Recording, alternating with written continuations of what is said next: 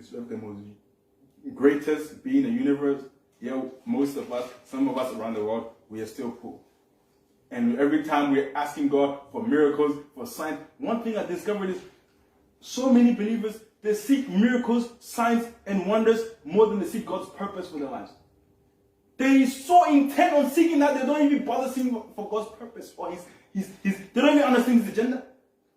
I asked myself, how many times did Bill Gates pray and fast and was anointed by some men of God before he became a billionaire? How many times did that happen? Ask yourself that question. How many times did Mark Zuckerberg pray, fast, or was anointed men of God lay hands on them before they became wealthy rich? Ask yourself that question. And yet we are the ones that is receiving all the anointing, all the hands laying on us, everything touching us, all the prophecy, yet we're the ones that are broke. Bishop Benson, in one of his preaching, he said to the believers, he said, you think poverty is sweet? Shame on you. He told them face to face, he said, shame on you. Shame on you. There's no such, it's not holy, it's not right. It's not right. There's something wrong.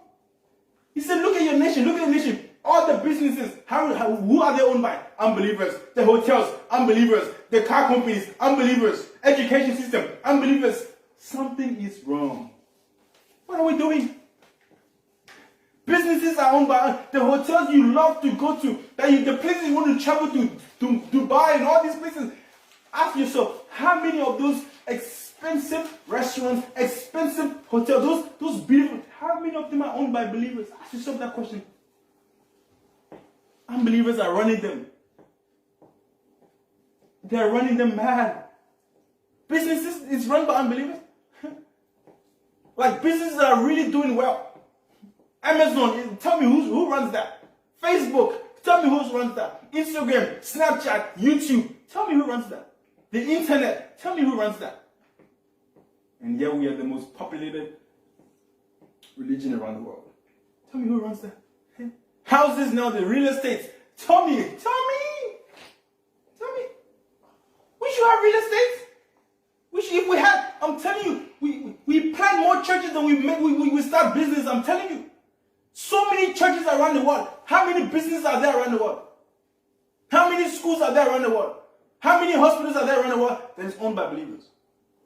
How many real estate properties, lands are owned by believers? Because I'm telling you, if believers really own lands, properties, this thing they're calling homelessness and people have to go into other people. Believers will say, we're willing to support. They can come in this, I build this house, go in this house. People lost their jobs. If we believers had been stuck in so many businesses, this person lost a job, you hire them. 2-point-something billion believers, and yet what are we doing? I sat down and asked myself and asked God, why is all this happening? And I came to some conclusions. Some of the reasons why this is happening is because we don't really understand this God we're serving. We don't really understand his purposes, and we don't really understand his agenda. That's why we're not really impactful as we could be and as we should be. We are more busy focusing on our own agenda and not God's agenda.